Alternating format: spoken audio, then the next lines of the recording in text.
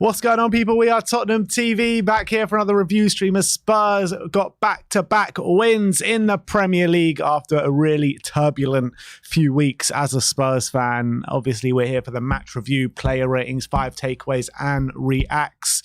But let's start off with the match review. Look, we won 2-0 at the City Ground yesterday, but I don't think that scoreline really told the whole story of the game yesterday. But from your perspective in the stands yesterday, what was the atmosphere like? How was it being there yesterday? I think the fans, obviously it was a great atmosphere. I think away on a Friday night, everyone was having a really great time. You know, the start of the game, to be fair, we were playing quite well, playing some nice football, but we allowed Forest to grow into that game quite a lot in that first half, and they definitely were putting us under pressure. You know, lots of throw-ins, long throws, set pieces. I swear we were playing Stoke yesterday. Yeah, literally that's what it seemed. Although it was weird, his technique, he wouldn't do a run-up. He would just stand there and throw it in, which was quite interesting. But they had the whole, going over with the towels and the footballs and stuff like that. They're trying to make the best out of all the, anything they could get. Their winning free kicks in awkward positions. But to be fair, for all their pressure and all the, opportunities all the positions they put themselves in, they didn't really create much. The one save Vicario did have to make from Elanga was offside anyway. So I thought we defended well, but I thought Forest definitely set up just to make things very difficult for Spurs. They set up to frustrate us, played 5 at the back, were very physical. Really, it was a really dirty game, the whole game, to be honest. But talking about the first half, they were putting a lot of strong challenges in. And it was very frustrating in that first half, wasn't it? Especially because we didn't take those couple of chances early on. Brennan Johnson then went off injured, Skip came on. So we lost even a bit more, just a bit more like technical ability in the centre to break them down. So it led to a very frustrating first half where, yes, we had a lot of possession, but we were finding it very, very difficult to create really good chances. Yeah, they were playing in a really low block, every man behind the ball pretty much at all times. I thought Dejan Kulusevski in the middle, even in the first half, was, if anyone was going to make something happen, it was going to be him, to be honest. And especially after Brennan Johnson went off, you bring on Ollie Skip. I was quite surprised by that sub, to be honest. I thought Højbjerg was going to be the first one to come on. And Ollie Skip did come on. I don't think he was great, but I don't think it was a bad performance by any stretch of the imagination. I thought he played fairly well, to be fair, without really, being too progressive on the ball. Let's just put it that way. But I felt like it was getting really nervy as that first half was going on. Sheffield United, not Sheffield United, Nottingham Forest made it really hard to break them down, as you say, and with the limited amount of chances we had, it was all coming from Kulusevski. He plays Sonny in behind. I don't know if that was called offside. No, I think it would have been on. Well, it would have been on. But, I think it was all coming through him, wasn't it? And I felt a bit disappointed with, Richarlison was fairly out of the game. Sonny had 2 men on him all the time. It was really hard for Sonny to get involved in the game. So it did free up a bit of space for Kulusevski, and he was working his magic. He seems like a different animal in this mask, I swear. Like, ever since he's put on this mask, he's like gone tenfold the player he was. But he says he loves it. He says he likes playing. He should keep it on after the nose heals. To be honest, I remember who was it? Suarez used to play with a bandage on his. We never had an injury. He just liked the bandage. He just liked playing with it. So maybe Kulu can take some inspiration. Yeah, obviously when Sonny had the mask, he hated it. He absolutely hated it. But Kane didn't mind it. No, Kane loved it. I mean, that goal against Arsenal when Kane had the mask on, I always take it back to that. But look, I think first half was a very frustrating half. We got that goal a bit against the run of play, and it was kind of what we needed exactly at that time, wasn't it? It was a great time to score. Yeah, and I think it also massively changes the complexion of the game, because all of a sudden, all of Forest's hard work goes out the window at that one moment, because even though they have done a really good job frustrating us, they go into halftime losing. The team talk from Spurs probably changes a bit from, we really need to force the issue more. We need to really up our game to, look, we've got the lead. lead. We've got something to manage here. It's a good platform to build on, kind of thing. So I think it changes the messaging from Spurs halftime, and as well as a good quality goal. I know again the Matt Turner, the keeper, doesn't really cover himself much glory with that moment. We'll talk about him even more maybe the second goal, but great ball in from Kulu. We know he's got that delivery on him. We've seen that delivery a number of times from him, maybe not enough, but I feel like maybe now with Rishi back in the centre, he has someone to aim at with those crosses. With Son, as much as I love Son up front, and I think he's a quality finisher, I don't think he gets on the end of that cross. No. And I think that's what Rishi gives you, just that presence that in the middle, who's really good in the air, and he's able to get on the end of things and gamble in those situations, and that's what he did. And he carried on his good form. That's the first time in a Spurs shirt he's scored in consecutive games as well.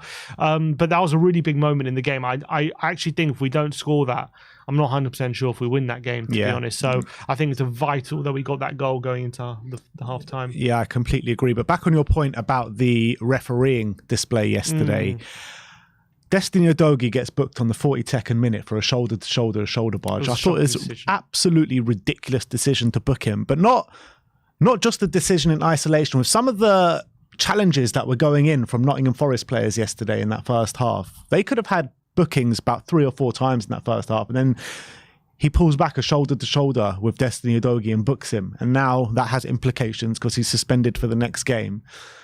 It was so frustrating as well. Could you see that from the stands, like how much of a non-booking that was? 100%. Well, I remember watching that at the time. I think that's an absolute nonsense yellow card. I didn't even think it was a foul, let alone a yellow card. It wasn't a foul. It was ridiculous from the referee to book him in that situation. And I thought as well, he was letting a lot of Forest challenges go, like hard ones, and like Ryan Yates was an animal. He could have got booked 3-4 times over. And he was putting disgusting challenges a few times as well. Some was on the floor getting kicked, and nothing was happening. A few times as well, I thought we should have had fouls in our favour, and the referee didn't pull it up and let the play flow. Yet when we did something, it was dealt with a lot harshly. I think we ended up with 4 or 5 yellow cards yesterday. We had 4 yellow cards before and a red card before they could even get a booking. One booking. Yeah, their first they got booking their was first booking in the 82nd minute, which is ridiculous. They were playing a really dirty game. That was their game plan: ruffle us up, stop. Remember like back in the day when. Arsenal under Arsene Wenger, that's what teams used to do against them. Like when they couldn't match them on the football pitch, they just used to try and kick them off the pitch. I felt like that's what Forest tried to do yesterday. And for a lot of the time it was working, but our quality shone through, luckily enough for us. We had the quality, especially through Kulu. To be honest, Kulu was the only one who really stepped up and won us the game yesterday. If it wasn't for him, again, I don't think we win that game. But yeah, I thought Forest were really cynical, were really dirty, and the referee let them get away with it for a lot of the game. That was really frustrating. Yeah, it really was. And he started in the middle in that number 10 position, Kulu, which I thought he looked our best player hands down when he was in that position. He moved over to the right hand side when Skip came on and Brennan Johnson went off, and again I thought he played that position to the top quality. He shifts in on his left and gets that cross in for the first goal, and for the second goal uses his right. Finally uses his right. I've been calling it for so long. Fine. It was a bad mistake by the keeper. Goes completely through him. But at least he's using it, and it comes off. But not like the shot lacked power, was it? It had a lot of power in that effort. And it was very interesting to hear, because I don't know if you saw Kulusevski's interview after the game. So he was talking to Sky Sports, and they mentioned, you scored with your right foot. Was that a surprise to you? And he said, I took the shot on my right, and my right is very underrated. But he said something very interesting. He said it's not underrated by other people. It's underrated by me, because I don't use it enough. I should shoot with my right foot a lot more than I do, and I don't trust my right foot enough. And that's what I got to do. And that's something we've been saying for a long, long time. He's got to use his right foot a lot more, because it's not as if when he uses it, bad things happen. He's usually quite good with it, but he just doesn't trust it enough. Sheffield United now today. I can't remember any other times this season he's taken a shot with his right hand, with his right foot. Yeah. This season, Sheffield United in a clutch moment. Yesterday in a very important goal, he uses his right foot. How many times have I said this in the last few weeks? Like, the reason Dejan Kulusevski is so frustrating on the right hand side is because he does the same thing every time. He has a quality right foot. He needs to use it more, and yesterday was evidence of that. And hopefully he's starting to recognise that more clearly by that interview as well. Starting to get more goals, adding goals to his game as well. Our 5th goal of the season for him. And I just thought it wasn't just the goals though, was it? It was just his all-round play was absolutely exceptional. I just felt like he gave us a focal point to aim at. Whenever we were under a bit of pressure, we could give it to Kulusevski. He could hold the ball up. He could even create chances out of nothing. He nearly scored a goal late on as well with a chance he completely made for himself. And especially when we were down to 10 men, his work was invaluable, wasn't it? And I thought we put a proper shift in for the team. And I just thought it was another exceptional performance. And I think he's in great form at the moment. He's having a really good season. And I think he's now really starting to add those goal contributions as well. I think he's already matched his goal contribution tally now from last season. Obviously, he only got 2 goals, but I think it was 2 goals and 5 assists to get last season. Now he's already on that this season. So he's on 5 goals and 2 assists. So I think he's playing really well. And I thought that was more evidence of that yesterday. But obviously, second half, we got the goal. But then not long after we got the goal, that goal proved very important because Basuma gets himself sent off. And all of a sudden, we're under the cosh again. And we know the pressure's on and Forest are pushing us back and creating chances from set pieces. Vicario made a brilliant save from a corner. What a save that was! That was point blank range. I don't know how he kept it out. Point blank range. I thought it was in. Look, I mean, it was on the other side, so it was hard to see. But me and Barnaby watching on TV thought it was in. It was. I don't know how he's kept it out. Obviously, Forest did have a goal ruled out for offside, but I think that was before the second goal. But again, I have to give credit to the defence because they did put us under pressure and they did ask a lot of questions of our back line, but I think we came up with the answers every time. And if anything, we probably looked just as dangerous on the counter than they did to score against 10 men. So I think definitely credit to the team for how they adjusted to going down to 10 men. And I think that Ange kind of managed the game really well yesterday because we go down to 10 men and everyone's got in the back of their minds that Chelsea game when we go down to 9 men in that extremely high line. But he didn't need to do that this time because we were 2-0 up. We had the game in the palm of our hands. So he looked at it. People say outside of this club, Ange is naive, Ange is this, Ange only has one way of playing. But I felt like we saw a different side to Ange yesterday that we probably hasn't seen all season. We go down to 10 men. We do drop deep. I wouldn't say we dropped really deep, but we dropped deeper than we have been pretty much all season. And I felt like we managed the game really well from that point on. And Cuti Romero and Ben Davis both stood up for the team admirably well. 100%. And the amount of clearances Ben Davis made with his head, the ball is getting swung in time after time, and he's clearing it. He's beating Chris Wood in the air. I don't know how he's doing it, but he's winning challenge after challenge. And it was a really impressive performance from Ben Davis at the back because it was not easy circumstances, and he was able to just deal with everything that came with him. Romero as well, I thought he was exceptional, and I thought everyone really dug in and put in a shift. Maybe similar to the Luton game, potentially is the only other time I can think of this season where we really had a performance like that, where we had to dig in for a result and really make sure we got that clean sheet, and we did that. But in that Luton game as well, obviously went down to 10 men at 0-0, and we kind of went attacking for a bit to get the goal. We got the goal, then went defensive. Obviously, at this point, we were already 2-0 up, so we went defensive straight away. But as I say, with 10 men, we probably had some really good chances as well. Kulusevski had that really good chance, which Turner saved.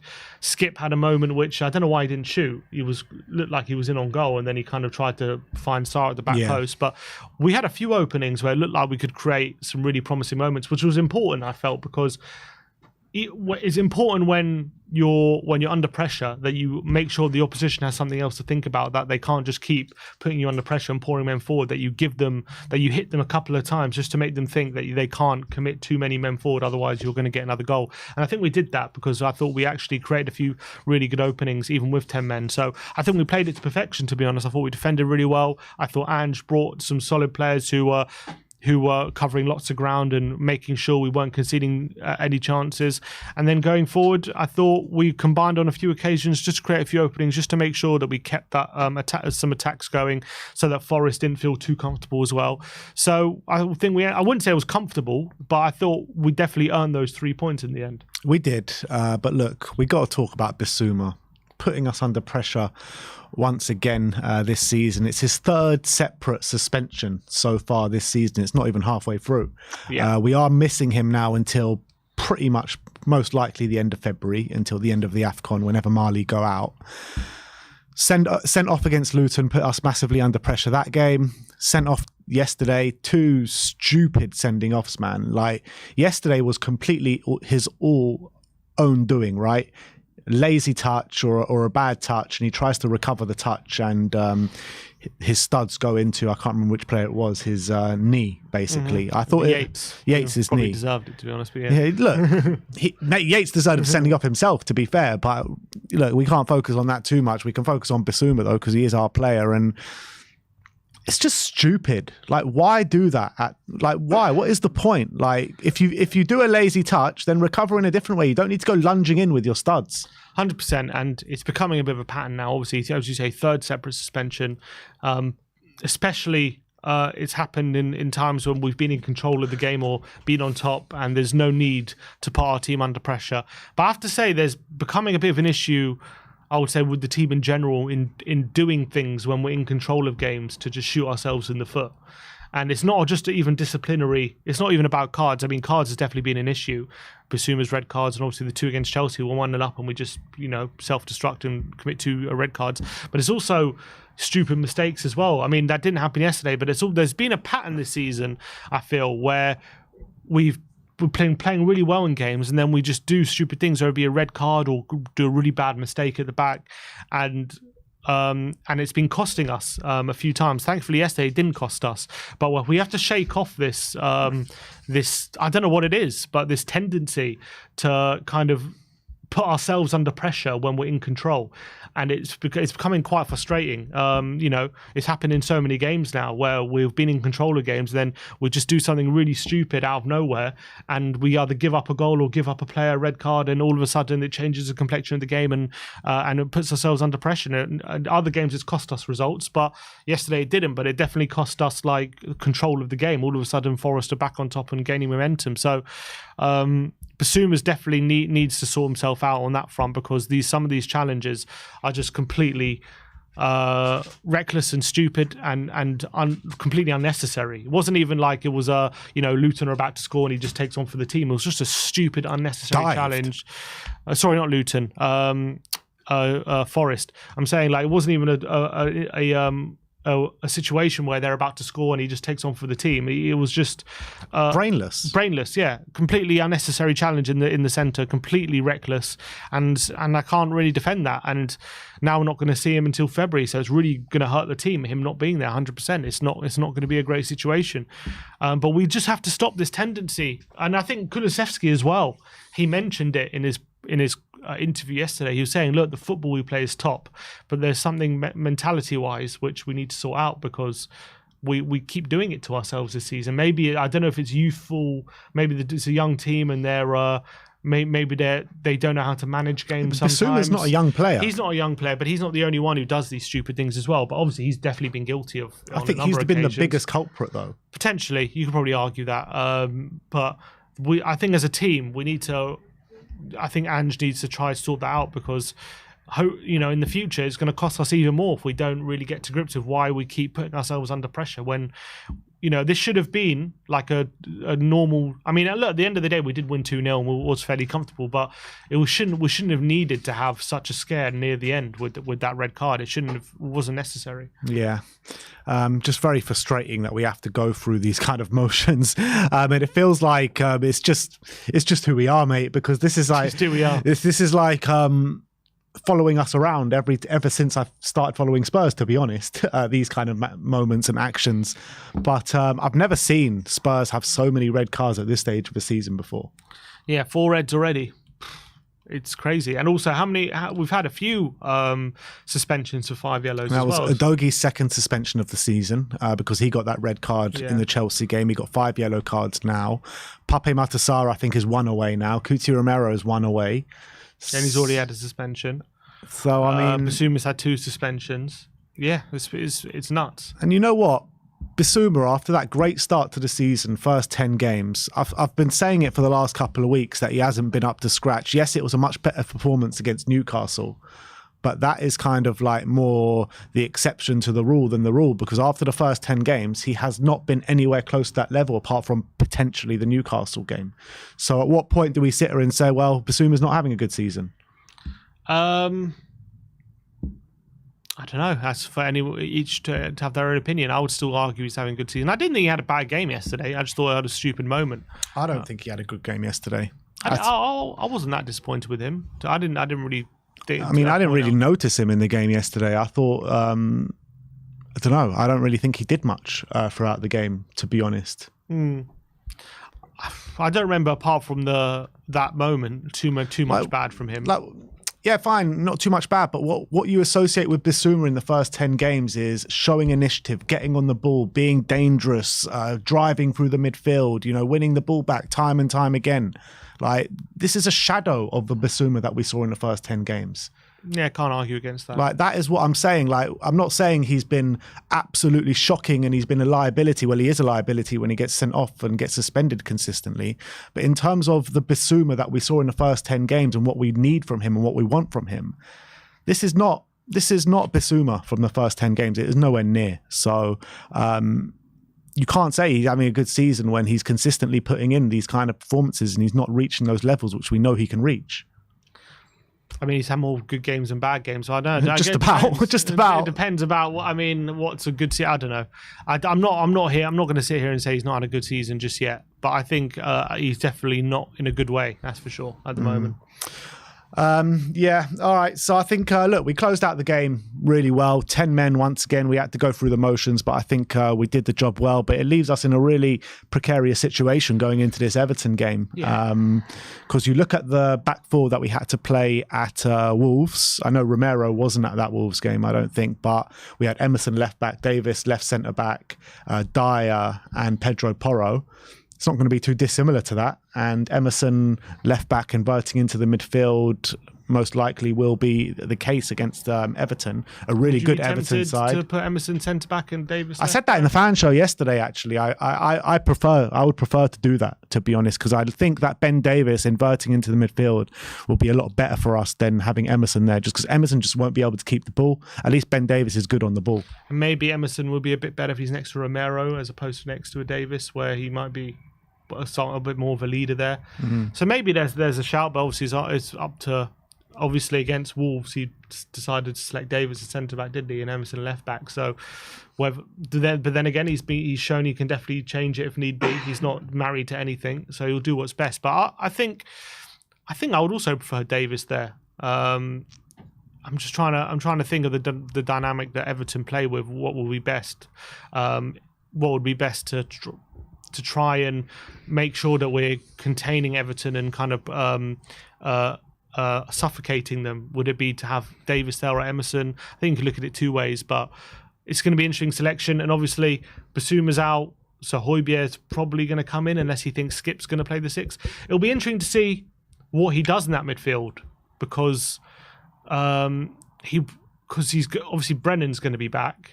Hopefully, it seemed like Brennan's going to be. Brennan okay. will be fine. I think he said Brennan no concussion. So, what kind of midfield do we play? I'm guessing it's just going to be Højbjerg, Sarr, and Kulusevski. I guess so. Yeah, I think that will be. That probably makes sense. If I think that. Unless he goes, he could go for Skip because Skip was the first one to come on yesterday. And actually, out of the two of them, I actually think Skip was better than Højbjerg.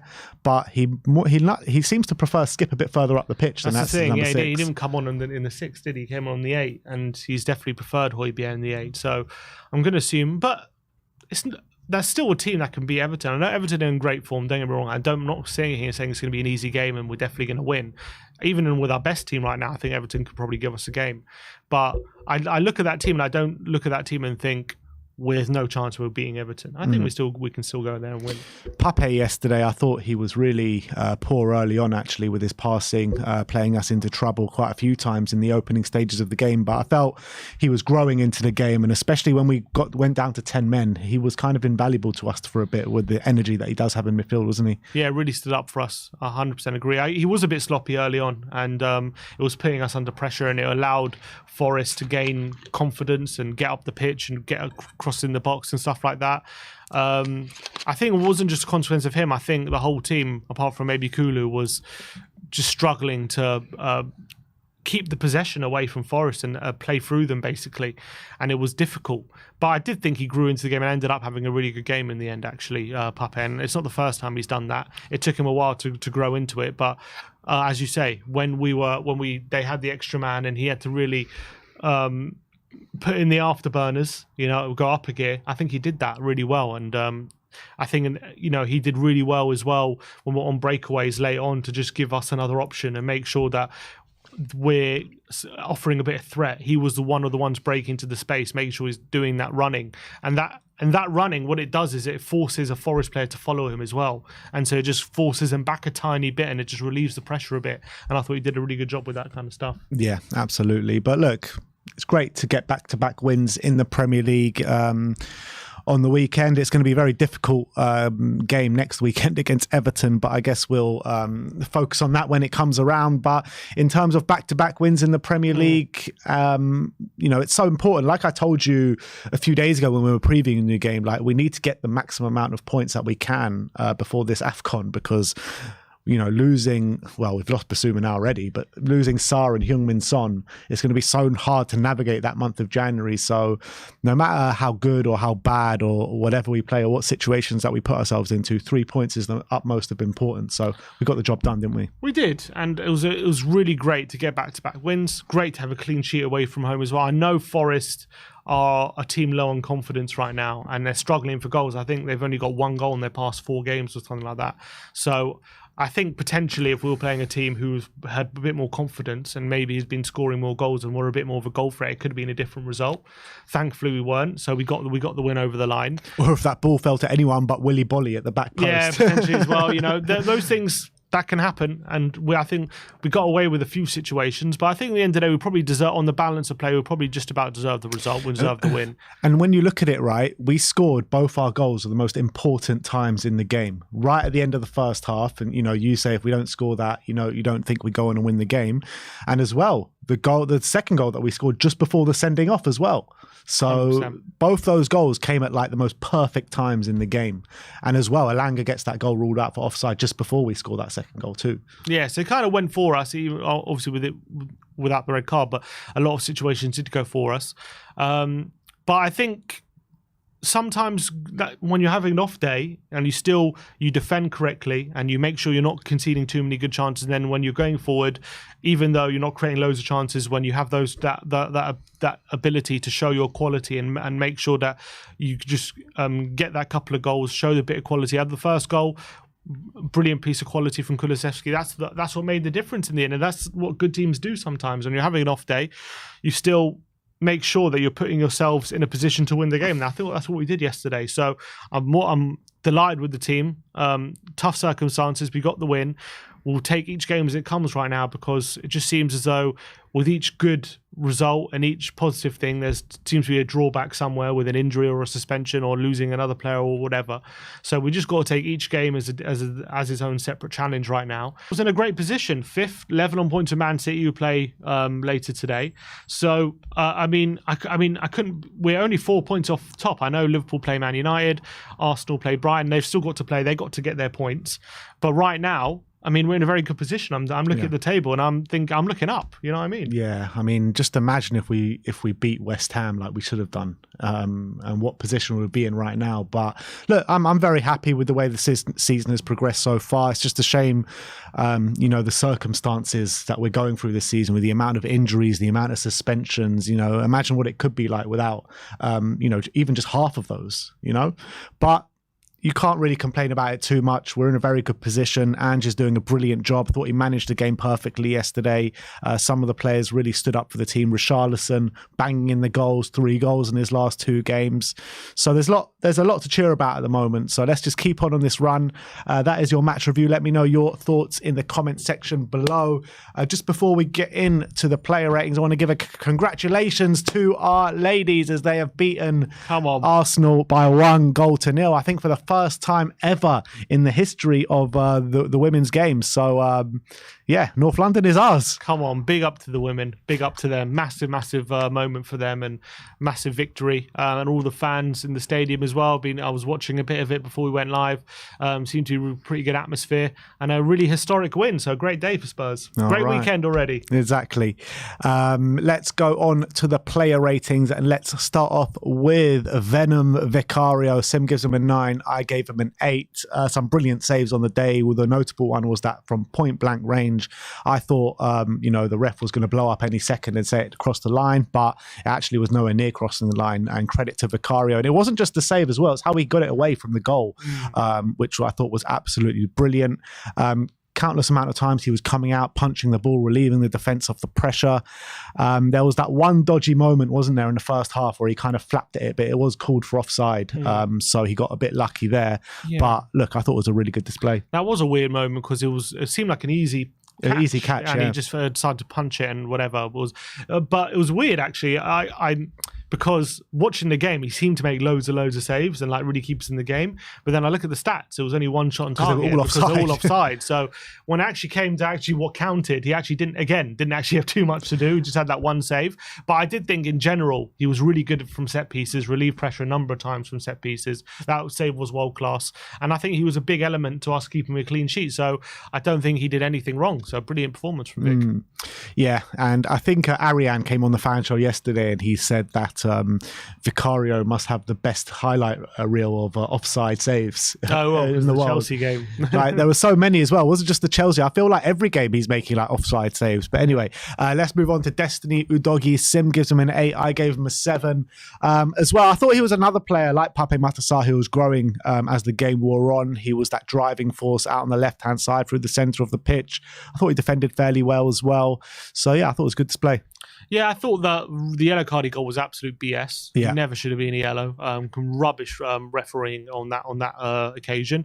But I thought in general he had a strong display. I thought on their right hand side, that's not where the chances were really coming from. I know Nico Williams hit the post late on, but I thought by and large he had him pretty much in his pocket. I thought he was dominating that side for a lot of the game. Maybe didn't get forwards as much as we would like, but I thought when he did get forward, he was looking quite dangerous, but bursting into the space, and I thought he kept possession really well. So pretty good display from Destiny, in my opinion. Next up, Kuti Romero, 8 all round for Kuti. I thought Kuti was brilliant, to be honest. I did think his centre-back partner was better than him, which we'll get into in a minute, but the way he was consistently winning challenges, winning duels, pressing high into the midfield as well, and setting us up on attacks. Since he's been back from his suspension, I think he's been absolutely brilliant, and this was another one to the catalogue. Yeah, another fantastic display, and I thought he was a big part of the reason we defended so well late in that game, and I thought he really took authority and leadership late on the game when we were definitely under the cosh, and I thought he put in some really vital challenges and clearances, and I thought in that first half as well, when we were that moment where we were creating chances, he was a big part of those moves as well. So a really good display from Kuti. Ben Davis up next. Him gives him a 9. I gave him an 8. I would like to give him maybe like an 8.5 to be honest. But look, great display from Ben Davis, another player who has stepped up for the team admirably well ever since Mickey van der Ven has got injured. And this was another great display. Confident, combative, aggressive, using his head on a number of occasions to combat which was quite a tall Aston Villa, Nottingham Forest side yesterday. So you got to give him credit for that. The number of clearances he was making, relieving us of the pressure of the back, and good ball playing ability as well. Yeah, I thought he was top notch and very close to being my man of the match.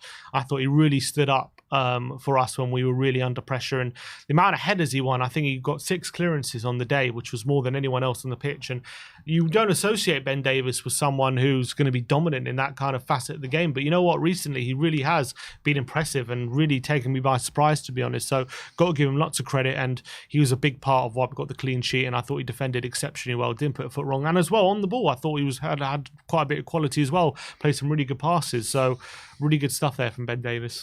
Pedro Porro up next. Sim gives him an 8. I gave him a 7. It seems like a bit of a consistent theme so far in these ratings, and maybe it's being in the stadium and watching it on TV. Yeah, Yeah, I thought Pedro was good. I don't think it was as strong as maybe it has been in previous weeks, but I still think it was a really good display. Some really good defensive actions in there from Pedro Porro. He did get dribbled past a couple of times on the day, and he could have gotten the goal of the score sheet late on in the game. But I felt like Pedro Porro going forward has been a lot stronger maybe in previous weeks.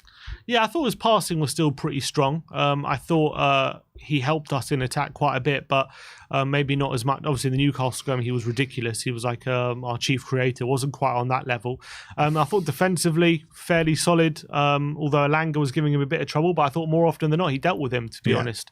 Although Elanga was definitely trying to run at him, I thought he actually did a pretty good job defensively, and I was really happy with how he dealt with that. And a few occasions as well, Elanga's running at him, and he was able to earn goal kicks from it. So that was really good. So I was pretty happy with Pedro. Next up, Yves Bissouma. Sim gives him a 4. I gave him a 3. Obviously, the big talking point is the sending off. Second sending off of the season so far. Third suspension of the season. And at the moment, 5 games missing for suspension this season, which is actually crazy when we're not even halfway through the season. It's just stupid. You didn't need to do it. He's trying to recover from a bad touch that he's made, and he lunges in and he catches him on the knee with his studs, sending off for sure. And apart from that, I felt like he wasn't really in the game. He was making a few good interceptions and winning a few duels, but I did feel like his passing was a bit off on the day and did play us into trouble quite a number of times. Yeah, I mean, it was unnecessary. It was reckless, that challenge. And again, is another situation where we're looking good, we're in control, and we just do something stupid to put ourselves under pressure. And that's exactly what happened with this Bissouma challenge. And it's something he's really got to learn quick, because it's been costing us a few times this season, especially with the numbers already being short with the injuries we have. We can't afford to have just stupid suspensions, but that's what we're going to have to live with. And now we're going to have to, play the next 7 games without him because he's going away to the AFCON, so we're not going to see him until February. So it's a really frustrating situation. It's probably something that's definitely going to frustrate Ange. I think in general, he didn't have a terrible game. I didn't think he had a great game, but I think he was probably better than maybe he was in his bad period. But yeah, was a reckless moment, and that undercuts any work he did in the game. Yeah, and he needs to. Well, I say he needs to dust himself off and get better. But we're not going to see him for a long time now, until probably the end of January. Probably February is the next time we're going to see him, which is just absolute madness. But let's move on to Pape Matar Sarr. Sim gives him an 8. I gave him a 7. I think he earned his money yesterday when we did go down to 10 men. He was absolutely brilliant from that point on, buzzing around like a bee, winning the ball back time and time again, relieving us of the pressure, keeping the ball high up the pitch, letting us spring on Nottingham Forest whenever we could. But the reason I gave him a mark down, I would have given him an 8 to be honest, but the reason I gave him a mark down is because of his first half performance. I thought he was fairly poor. He was playing us into trouble quite a number of times in that first half, but second half I thought he was brilliant. Yeah, I thought he really stepped up when we needed him. He was a bit sloppy in the first half. I think the whole team are really struggling with how aggressive Forest were, and it was really difficult for us to just play our football that we wanted to, apart from maybe the early exchanges, where I actually thought Sarr was quite good, but then obviously he started to really struggle. But then obviously we went down to 10 men. I thought he stepped up massively, and he was a really it was important when we were stretching Forest as well, getting forward, just being a willing runner when we're trying to attack, but obviously being a tireless runner off the ball as well, making sure that Forest are making it as difficult as possible for them to create chances. And I thought in the end he had a really strong performance, so 8 for Sarr.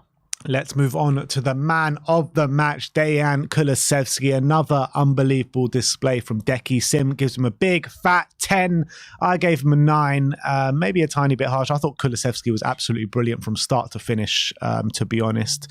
When he was in the centre, he was causing them no ends of problems. Everything Spurs were doing good was coming through him. Lovely back heels and party tricks were coming out. 2 big chances created throughout the game. Maybe Sonny should have done better from the chance that he had in the first half. And you know what? If Sonny scores that, it's probably a much easier game than what we did have to go through. Second half, he got moved over to the right-hand side when Brennan Johnson first half actually, he got moved over to the right-hand side when Brennan Johnson went off injured. And I think he stood up for the team. Obviously got the goal for the first goal. Lovely cross cutting in on his left-hand side. Perfect cross for Richarlison to nod home. And then the goal just capitalising on a terrible Matt Turner kick out. He gets the ball, shifts over to his right-hand side. And yeah, Matt Turner should be doing better, but it's a really good shot as well. A lot of power onto it. So I thought Kulusevski, especially when we were down to 10 men in the second half, he was leading the line perfectly. And they just couldn't get the ball off him. They couldn't live with him. And he's really playing into form at the moment. Yeah, the whole game he was just exceptional, wasn't he? He was the only player who probably had a good 90 minutes. First, he was a head and shoulders our best player in the opening exchanges when we were creating those chances, and he was brilliant in that number 10 position. They were so hard to deal with, and what I love about him is when he gets in those positions that he makes for himself with his physicality, but then he has the quality and the presence of mind to create a good pass or get a shot off. But obviously slipped in some of that chance. He also slipped in Johnson for his shot, which was saved from Turner as well. And obviously he got the brilliant assist for Richarlison's goal at the end of the first half with the excellent cross pinpoint, which we haven't maybe seen too many times of that kind of cross this season. And then in the second half, obviously he got the moment which sealed the second goal, and then was unbelievable when we were down to 10 men, just to be a focal point for the team, making sure we're relieving the pressure, making sure that even when Forest are pouring forward, that we're a bit of a threat on the counter. And he nearly scored again. And I thought when he was holding the ball up, he was doing an exceptional job. So physical there. Even calls, I think, from some fans to put him in the number 9 position sometimes after that display yesterday. So I thought he was exceptional throughout, on and off the ball, throughout the whole game. So I just had to give him a 10. You know what? If he could cross the ball to himself, I'll put him in the number 9 position, to be fair. But we need his crossing ability out wide, or definitely his creative ability deeper on the pitch as well. So I think Richarlison's doing a good enough job to keep him in the number 9, to be fair. But let's move on to Brennan Johnson. 6-0 round for Brennan. Went off early again with a clash of heads after half an hour, which was so unfortunate, wasn't it? Because this is the second time now, Arsenal game and now this game, that he has to go off early with injury. It's just very stop-start at the moment, or pretty much since he's joined Spurs, Brennan Johnson. But he had that chance when he was on the pitch with it was like a little disguised shot. It was a really weird one, to be honest. A little toe poke, which nearly crept in past Turner. But that was pretty much all I can remember from the opening half an hour for Brennan. Yeah, didn't have too much involvement, did he? He had a couple of times where he got the ball in space on the right-hand side, but it didn't really make too much of it. And then he had that shot. And then I didn't really see what happened with the injury. Was it a clash of heads or something? Clash of heads, yeah. Clash of heads. So that's unfortunate for him that the cut was that bad. Thankfully, it's no concussion, they're saying. So looks like he should be able to play against Everton on Saturday, which is a big bonus. But a shame he had to leave this one early. Yeah. Heung-min Son up next. Sim gives him a 7. I gave him a 6. Got him behind from lovely work from Kulusevski in the early stages of the game. Bit of a poor shot, to be honest, straight down the throat of the keeper, where you expect Sonny to just gobble those up, to be honest. And apart from that, I felt it was a really hard day for Sonny. He was tirelessly working hard throughout the whole game, non-stop running, but he pretty much had 2 or 3 men on him the whole time. And with Nottingham Forest playing in a low block, these are the kind of games where Sonny struggles in a little bit, and I think this was more evidence of that. Yeah, he'll be disappointed he didn't score that early chance, and maybe that would have made the game a bit more manageable if he did score that moment. I actually thought early on he was actually playing quite well and actually really doing some really good stuff. But then as Forest grew, he was kind of being bullied out the game a bit. He was being kicked out the game a lot of the times. A few times on the floor being kicked by Forest players, and the referee's not doing anything about it. I felt like the ref failed to protect him in quite a few occasions, which was very frustrating. Second half, and when we're on the breakaway, I thought there was some good things there from him, which showed, again, good link-up play and good quality, but wasn't too many opportunities to create chances, albeit what I would say is the second goal comes from him pressurising the keeper and forcing a mistake, and obviously Kulu takes advantage, but it wasn't for Son doing that. Probably doesn't happen, so that was a really good thing. Wasn't his best game, but I thought he did enough for me to earn a 7. And Richarlison, the last of the starting 11, 7s all round for Rishi. Another goal, 3 goals in his last 2 games. Back in the goals with his head this time. Took it really well after a great cross from Dejan Kulusevski. But he was working so hard throughout the game. He was even dropping deep at times, coming in search for the ball, trying to impact the play. I thought he impacted the game really well, and he's keeping that shirt at the moment. You know, the more games he plays like that, the more goals he scores. the more confidence he's going to get. And we all know Richarlison is a massive confidence player, and he's going through that wave at the moment. This is his best moment in the Spurs shirt. Yeah, 100%. And so happy for him that hopefully he's finally hitting a bit of form and gaining some momentum and keeping that run ticking over with another goal, which makes actually 7 goal contributions this season, which is not a bad return given the amount of minutes he's played, I think. So fair play to Richie. I thought it was a really good header, really brave header as well, getting in front of the keeper, and we know he's capable of doing that. I thought, again, in the early exchanges when we were on top creating a few chances, he was buzzing around and linking the play a lot better than he has done beforehand. But unfortunately, he was the sacrificial lamb when we went down to 10 men. He was one brought off, so it was a shame for him. They had to go off early, but I think in general had a good showing. But it was the right decision, wasn't it? Yeah. Substitutes. Ollie Skip came on in the first half for the injured Brennan Johnson. Sim gives him a 7. I gave him a 6. It was a surprise sub, to be honest, because it's usually Højbjerg that he goes for first. It was Skip, and I thought it was the right call, actually, in hindsight, looking at the game and how Ollie Skip played, because I think he stood up for the team. He was aggressive. He was putting himself about in the middle of the park, winning the ball back quite a number of times, to be honest. And also, his passing was all right, but I felt like he could have done few more forward passes. Yeah, actually, I wouldn't say impressed with his passing, but I thought his passing was a pretty decent standard. It wasn't so creative. I think obviously you miss that vision that you get from a Lo Celso or a Kulusevski when they're not in the centre, and obviously Skip's in there. It's a different kind of level, but I thought his passing was a bit quicker and a bit more accurate as well, so that was good. I thought obviously defensively, non-stop running for the team, and he was also a bit in the wars, wasn't he? Yeah, took a few heavy kicks from Forest players and kept going really well. So I thought it was a pretty good show from Ollie Skip, and I thought he came on and did well for the team. Next up, Pierre-Emile Højbjerg, who came on in the latter stages of the game once we did go down to 10 men. Sim gives him a 6. I gave him a 5. I was a bit disappointed with Højbjerg yesterday. I thought there were times where he was lazy. I thought there were times where he was giving the ball away a bit too cheaply. But there was also times where he was putting himself about well and helping the team out. But these last couple of performances from Højbjerg has been a bit poor for me. I don't think it was too much bad about what he did. I think when we're down to 10 men, yeah, he gave the ball away a bit too much, a few times maybe in our own half, but that can happen when you're being pressurized with the team with an extra man. I actually thought in general there was a few really nice moments, especially really the end of the game where we were maybe looking to get a third, and he had some really there was some decent dribbling ability there from him and some decent passing. But off the ball, I thought he did a great job, really good job. I thought he was really working hard and making sure that Forest weren't getting time on the ball, and it worked a treat. I wasn't overly impressed, but I don't think he did too much bad, so I was okay with it. And last but not least, Big Ange Postecoglou. Sim gives him an 8. I gave him a 7. Managed the game tremendously well, to be honest. I thought the team weren't really as their fluid self as they has been, but I think that was down to maybe the way Nottingham Forest did set up and how they combated the way that we wanted to play. He found solutions in the game. I thought the team kind of scored at the most perfect times in the game to help us go and get that win. And the changes I thought were pretty spot on, to be honest, when because we've got lack of options. You look at that bench, there's just nothing there. And with Brennan Johnson going off, you would like to put on another winger, to be honest, but with the circumstances that we're under, he went for Skip instead of Højbjerg, which I thought was a good decision. And when we did go down to 10 men, a lot of people would have assumed that he would just carry on playing that high line and carry on keep attacking. But no, he went a bit more reserved, dropped the team down a little bit, and helped us manage the game to win the game. So I thought he managed the game really well.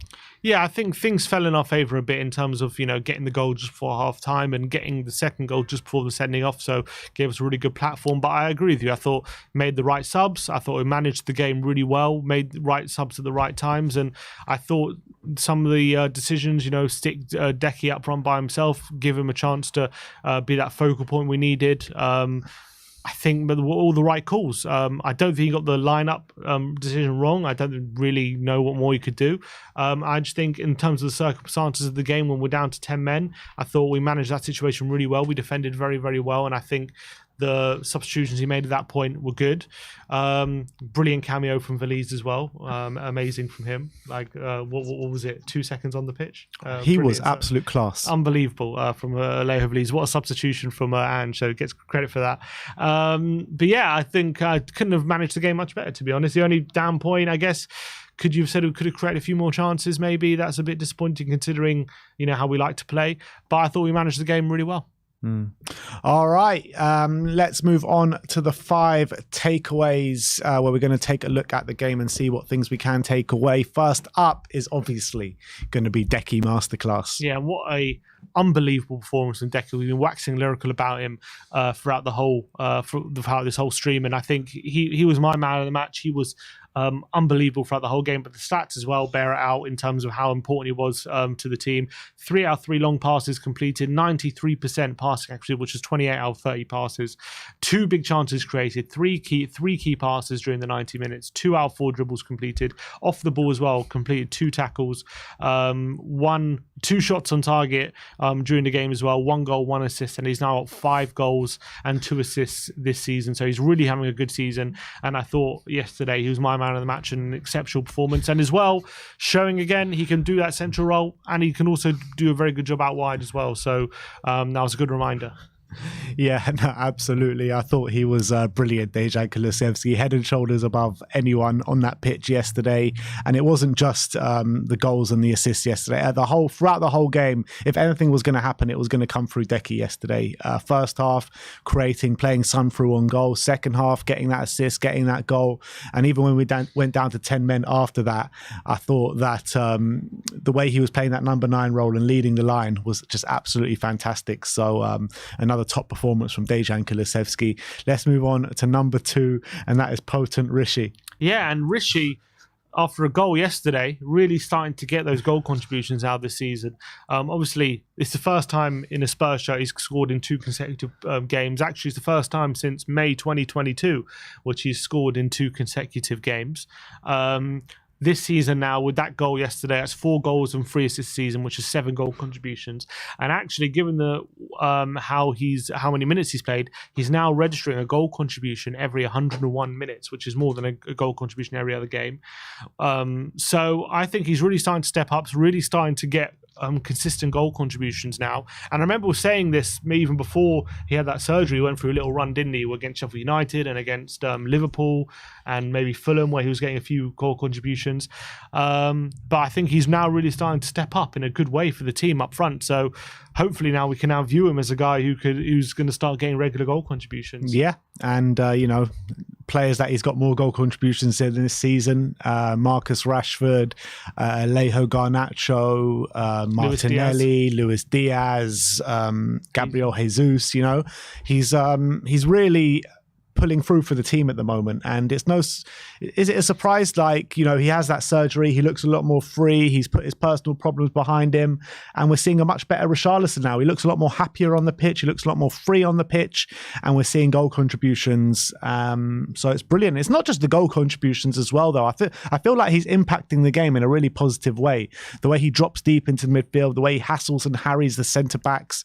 So I think it's only good things, and a lot of people maybe soon are going to have a few apologies to Richarlison. Yeah, I think, well, at the moment, if he keeps going this way, that's for sure. Let's move on to number 3, and that is Big Ben. Yeah, and not you, but Ben Davies.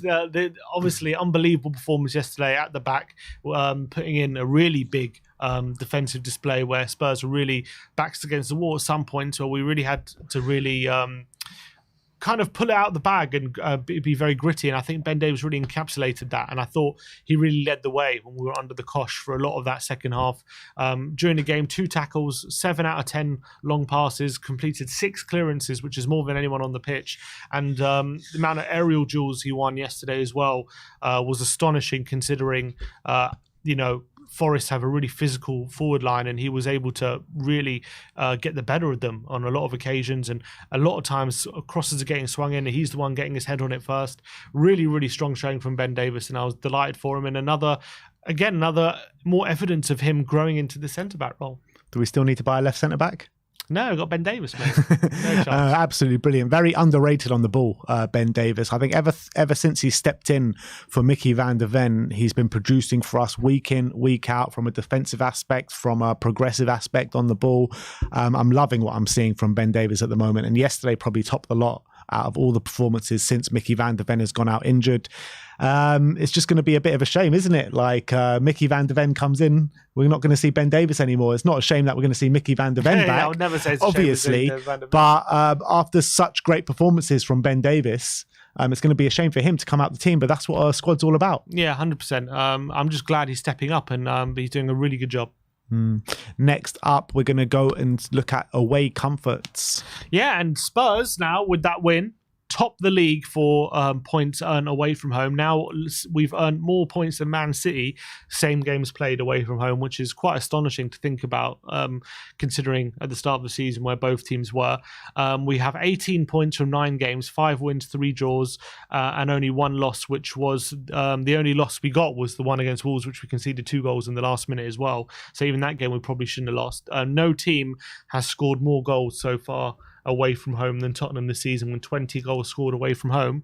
So we seem to be finding the right formula at the moment when we're playing away from home. Yeah, it's really impressive, to be honest. I thought when Ange was going to come in, it'd be the home Tottenham Hotspur Stadium will be more of a fortress than us going away, but we have dropped silly points at home, to be honest. The one at Villa, the one at West Ham, the one at Chelsea, all silly points to drop, let's be honest. But when you're looking at our away form specifically, let's just get it up for a second, because I think we've had some really impressive away performances. When you look at the one at Burnley, the first one of the season, 5-2, second one of the season, third one of the season actually. Bournemouth away, Brentford draw, Arsenal draw, that was really impressive. Luton away with 10 men, Crystal Palace 2-1. Obviously the Wolves game, and then Man City 3-3 at Man City was actually unbelievable, going there with fullbacks in the back four, and now Nottingham Forest away 2-0. So, and you're looking at those away games as well. 2 of those games we've had to deal with it with 10 men. Yeah, exactly. And we've had really tough away games as well. It's not like we've had easy away games. Played, went to the Emirates, went to the Etihad. We've gotten really credible draws. So I think we've got to be very proud of our away form so far. And as well, I know we still got to go to Anfield, St James. We've got some really tough away games to come, but I think at the moment you've got to say there's no reason to fear these places.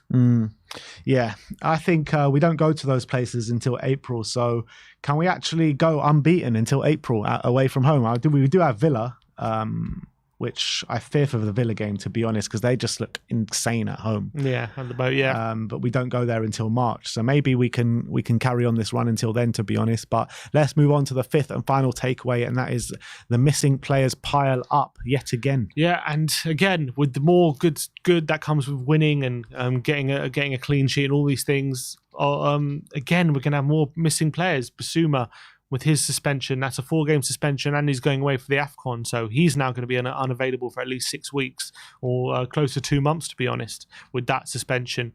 Udogie has got a 5th yellow card. He's going to be out for the next game now. So he's another player on the missing list. Obviously, Johnson picked up an injury. Hopefully he's going to be okay. That's one that we are thinking we're not having concussion, so hopefully he'll be okay. But look, for all the players we've got coming into this game missing, we had that big injury list that we looked at before the game.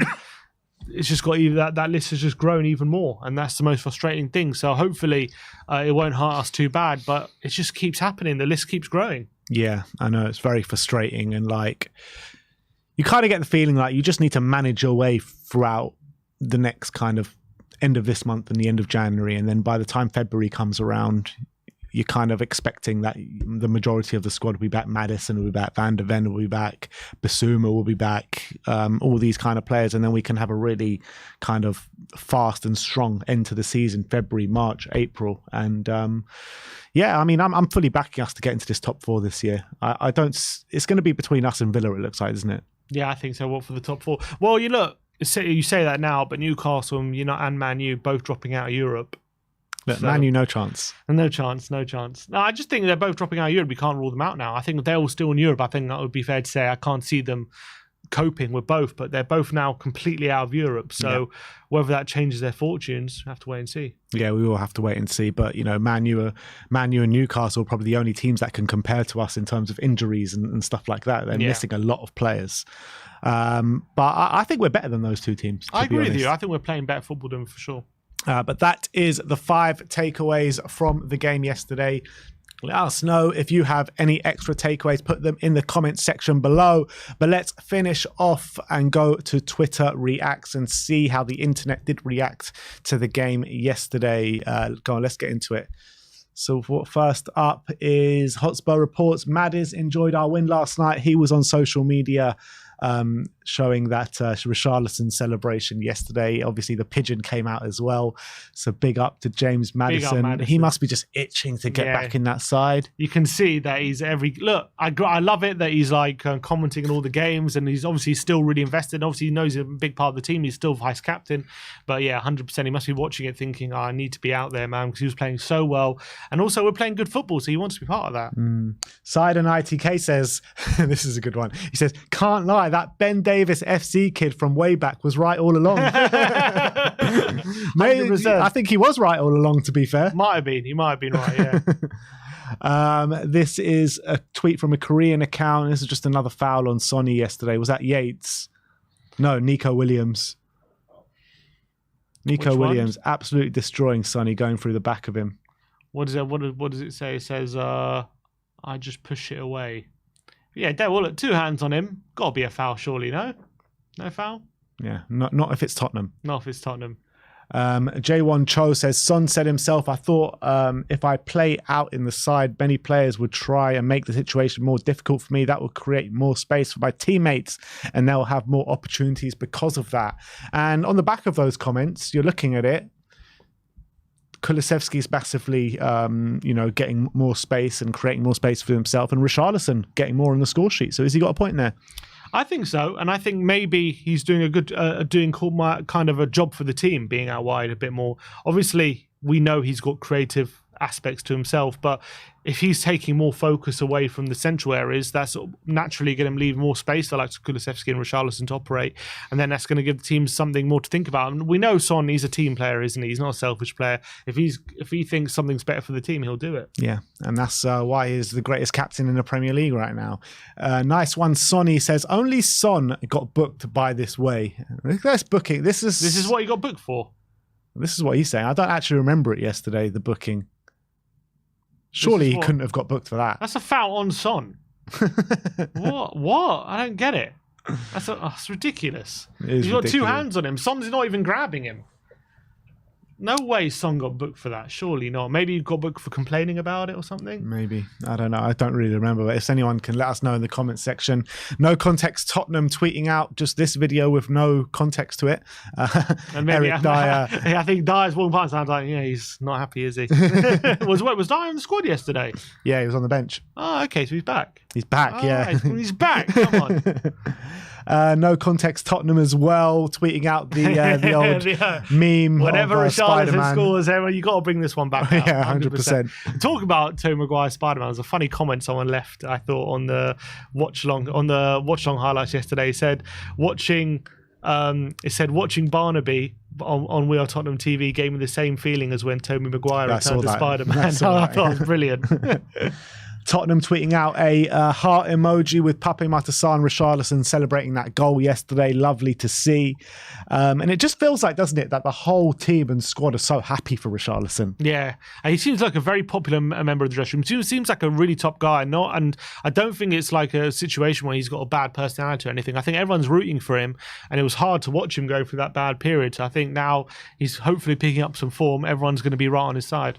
Axel THFC giving us a SofaScore ratings for Pedro Porro in the last 6 games. And look at that. 7.4, 8.4, 6.7, 8.3, 8.5 and 7.7 yesterday. Ridiculously consistent. Pedro Porro has been the best right back in the Premier League this season. And most definitely the most underrated right back in the Premier League this season. It's mad how consistent he is. To get like over an 8, you have to have had like a worldie. And he's getting like 8s consistently. Pape Matar tweeting out saying, teamwork, come on you Spurs, and a few pictures of him at the game yesterday, obviously coming in, playing on the pitch the and passion. then celebrating as The well. passion. I love Pape Matar so much, man. He is just like growing and growing in stature in this team, isn't Yeah, he? he really is. And I think he's really taking more authority in the team as well, which I really love. Sam Cornish says, a huge backs to the wall win tonight. That one feels good. More photos will follow tomorrow up the Spurs. And that's obviously Spurs doing the pre-match huddle outside the away end once again. And I love this as a consistent thing now. Yeah, and it was great again. Really got the fans loud and back on their side. Not that they need any encouragement, but 100%. I think it's a really great addition from Son to do that, because it just makes complete sense. I don't know why no one's thought of it before. It's just a simple thing, but it makes such a difference. It's the small things, eh? Axel THFC saying Vicario, when Tottenham go a man down, is probably up there with prime Neuer. when we go a man down, he just unlocks something else, doesn't he, Vicario? He's just, absolutely brilliant. The glue from Alfie THFC says, with and without Pape Matar. So with Pape Matar, we've played 12, 1-9, drawn 1 and 2 defeats. Without, 4 games played, 0 wins, 2 draws and 2 defeats. Do you think there's something in that?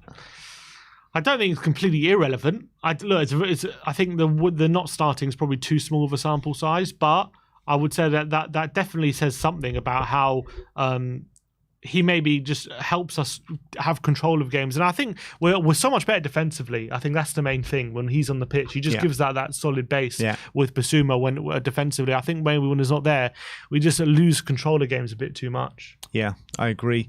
Tottenham Hotspur tweeting out, I don't know what that tweet is. It's like a cross 3 move. +3. Oh, +3. 3 points. There you go. Pape Matar with that passionate celebration yesterday. Yeah, I love the passion from Pape. I'm getting too old for these emoji games, to be fair. Alex, the Euro expert, saying, people talking about the saves. I'm on about the sweeping and possession stuff. Imagine Lloris in this team. It would be so hard and so bad. And we were talking yesterday. I can't remember who it was on the fan show, or maybe it was just me and Barnaby having a chat. I think Barnaby asked me the question saying, do you think if Lloris played today or if Lloris has been our keeper this season, we'd be anywhere near where we are right now? And I said, no. I mean, if Lloris was our keeper, we'd probably be flirting around with mid-table, to be honest. Well, you just got to even remember last season how there were so many games where we actually, maybe it was like very even, or maybe even Spurs were on top, and then Lloris would make a big mistake and the whole momentum of that game would change and we would end up dropping points or losing. And to think like this season, maybe that would have been a very similar case. Maybe we would have been playing like we have been, yet he does a mistake that goes against us and all of a sudden we end up dropping points. So I agree. I don't think we'd have anywhere near as many points as we do if Lloris was in goal for us. Stell came on the fan show yesterday and he said Vicario has been signing of the season hands down in the Premier League this year.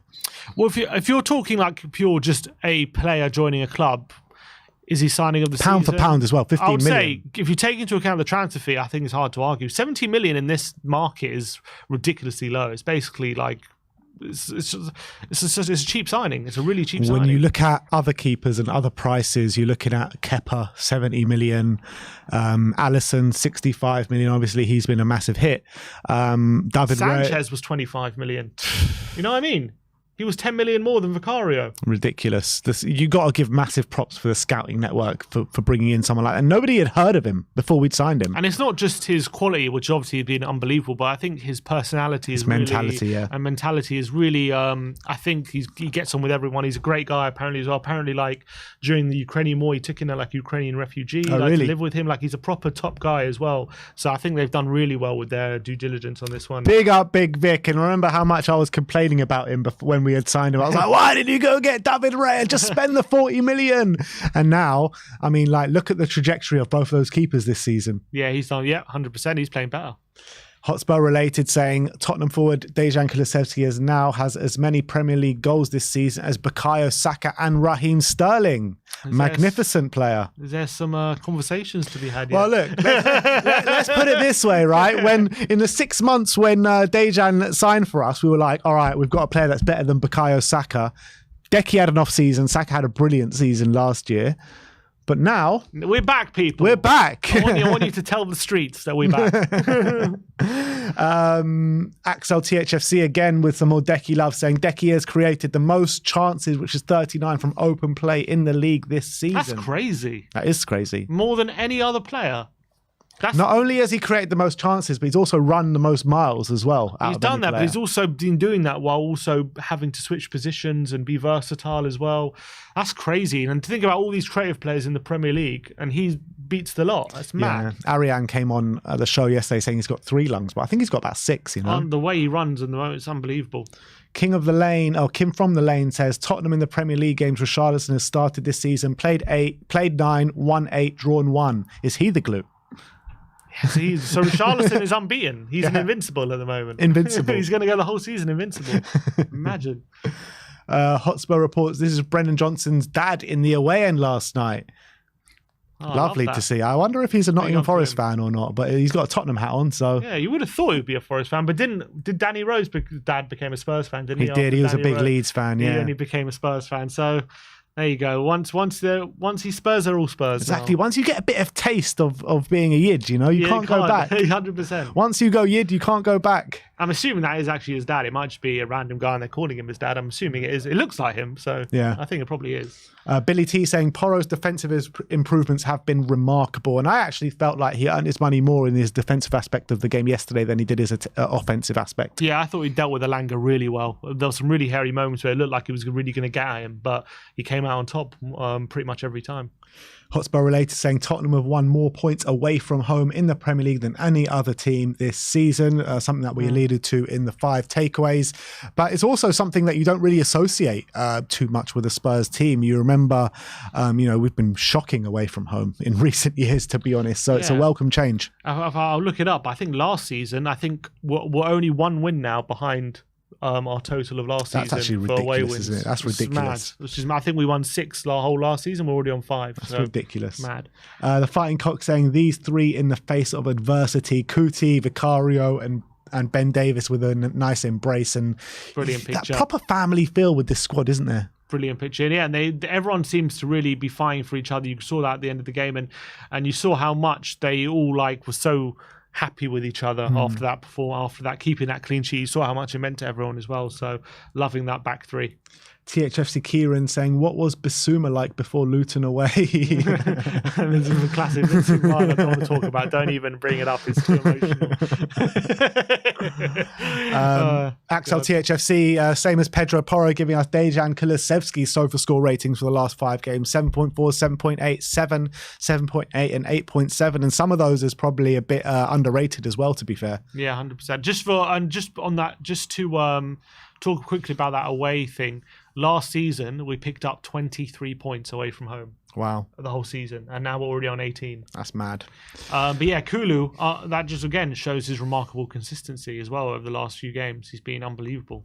FPL getting in on the act. They're saying, are you tempted to add Dejan Kulusevski to your team? Everton at home, Bournemouth, Brighton away, and Bournemouth at home next up for Spurs. Yeah. Are you going to? Well, I put Rishi in, and he's done me well. So it's basically a case of, do I take Son out and put Kulu in? Because I don't know.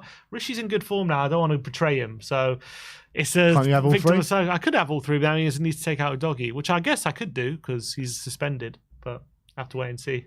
Yeah, my team, I've only got 2 Spurs players. I've got Porro and Sonny. I do need to bring in one of Rishi or Kudo, I'm not going to lie. Tottenham tweeting out, just atting Richarlison, showing his header yesterday, a nice little freeze frame as the ball was going past Turner. What a terrible keeper he is. Yeah, look, what is he doing there? It's absolutely horrific. And then you got to remember that second goal, he makes 2 mistakes for it. Yeah. It's horrific. Spurs pictures that go hard. And I just love this DEKI celebration, the LeBron. It's just unbelievable. Spurs Express saying Tottenham have now scored in 29 consecutive Premier League matches. Nice. No one can keep us out. Billy T tweeting out saying, a docked image saying Nottingham Forest 2, Tottenham 2, the goal scorers for Tottenham, and then Yates rattled their fans 90+4, 90+5. Because he's kind of responding to a Forest fan who said Yates has been rattling your opposition fans in 2016. So Billy T's just bantering him. Good stuff. Axel THFC again comparing Richarlison and Gabriel Jesus. We're going to be reacting to this every single time week. Richarlison scores. Week. 100%. 14 appearances for Richarlison, 11 for Gabby Jesus, 4 goals for Richarlison, 2 for Gabby Jesus, 3 assists for Richarlison, 1 for Gabriel Jesus. And all Arsenal fans tell me is, yeah, he might not score a lot, but he knits to play together and he gets so many assists a season. Yeah. Where are these assists this season? Nothing. Average. And actually, you know, before this game, Richarlison might have played in more games, but Jesus has actually played more minutes than Richarlison. Yeah, exactly. And it's probably not even that much different now, even after. Axel THFC saying 4 goals and 3 assists in 9 starts. We might be back. We're back, baby. Come on, Rishi.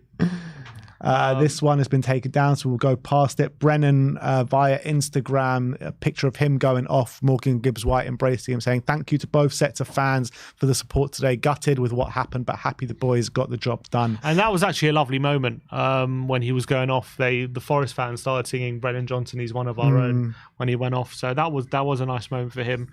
He did get a good reception overall. More Spurs pictures that go hard. Richarlison shushing the City ground yesterday. He can't resist it, can he? He can't help himself. Is there a bigger shithouse than Richarlison? He needs to shush. He needs to shush whenever he's away from home. Tracy KM saying Vicario defending the scoreline every time Tottenham have a player sent off. Brilliant. Absolutely fantastic. BLTHFC saying 5 away wins already this season. In comparison, we managed 6 all of last season, which is just crazy to think about. JZR video editor saying Kulusevski and Richarlison are fathers that stepped up. Big up, 100%. Yeah, DEKI obviously expecting a baby now as well. Yeah, congratulations to DEKI.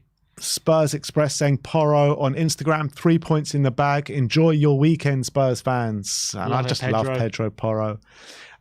This is Lucams with a meme. Well, Dejan Kulusevski, Destiny Udogie, and Vicario. This is AFTV. Standing ovation. Brilliant, absolutely brilliant. Couldn't have put it better myself. Vic really loves Sonny, and he just goes up to Sonny. Sonny was just going up to give him a normal hug, and Vic's like, "Come here." There ain't no normal hugs between Vic and Sonny. I just love it. I'm all for their hugs at the end of the game. Brilliant stuff. Premier League tweeted out, only 4 players have registered more assists than Dejan Kulusevski since his Spurs debut, and that is Salah, De Bruyne, Saka, Maddison, and then Kulusevski. Wow. That's impressive. Very impressive. For a player who's, everyone, was shitting on last season and everything. You read that stand, you think, wow, he's really in a very elite group. Yeah, and all the 4 players above him are like the best creative players. Like Odegaard's not there. First of all, Odegaard's not there, but it's the best creative players, and it's players that have been in the Premier League for quite a while. Yeah, exactly. So 100%, like unbelievable. Lily White Rose, 7 goals and assists in 638 Premier League minutes this season for Richarlison. That is actually an amazing return. It is, and when the way people think about Richarlison, they'll think he's a bit like last season where he got one Premier League goal, but he's been much better this season in terms of the output he's put in. Yeah, come on, you. Spurs Watch tweeting out Coys, and it's just Emerson coming to embrace the team Emerson. Yesterday. Big up Emerson, love that.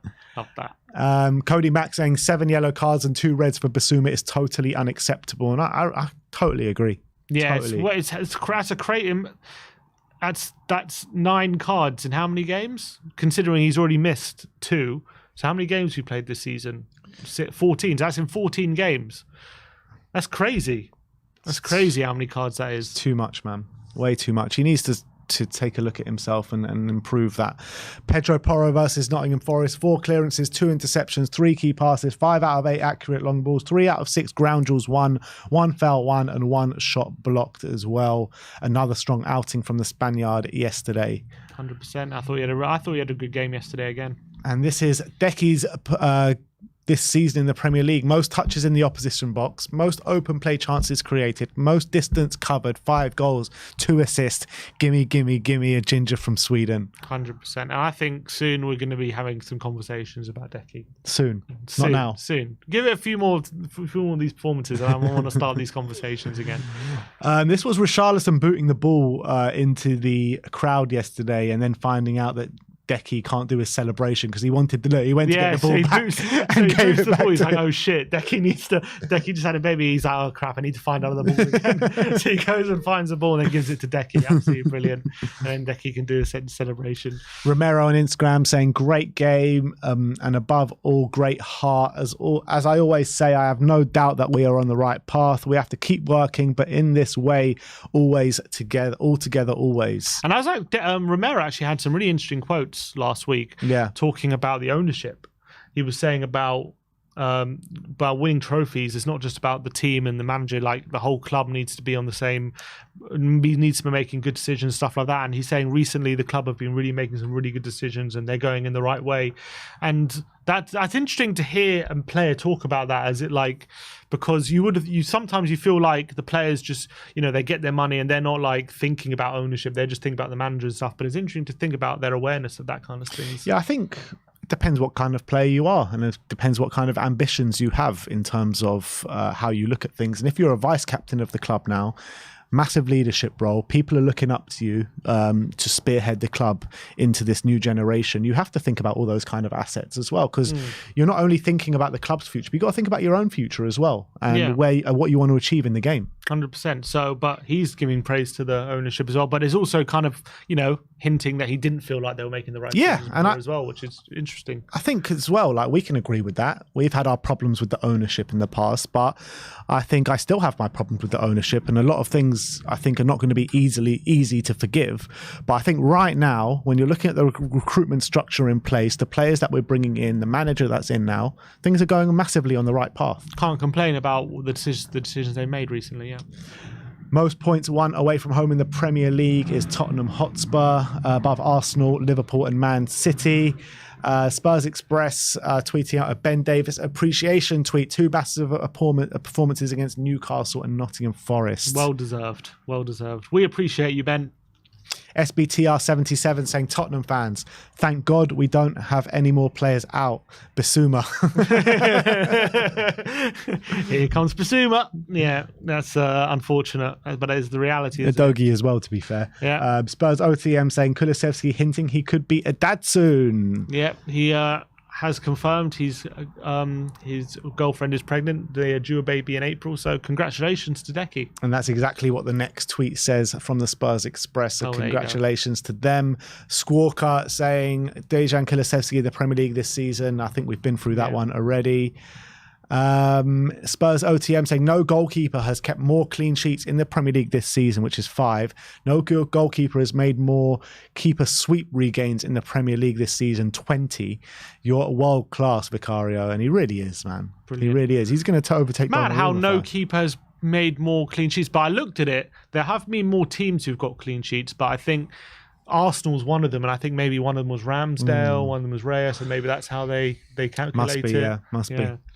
And obviously, the sweeper regains, I think that's been one of the most impressive. How many of them within the Chelsea game? Yeah, I think it was like 12 or something. Tottenham Hotspur saying, up the Spurs, with a picture of Richarlison, obviously the scoreline. Clean sheet from Tottenham as well, with a picture of Big Vic. Spurs OTM saying Tottenham defender, that we saw this one before. Cuti Romero, we've been through that one as well. I think that's it. Yeah, I think that's it. So that is the way the internet did react. Some great reactions as always, especially after 3 points. But that is an end to your stream today. We can now sit up and watch the rest of the weekend's actions with our feet up, knowing that we do have 3 points in the bag. But thank you everyone for joining us today. We'll see you all next time. Like, subscribe and comment. And as always, come on you Spurs.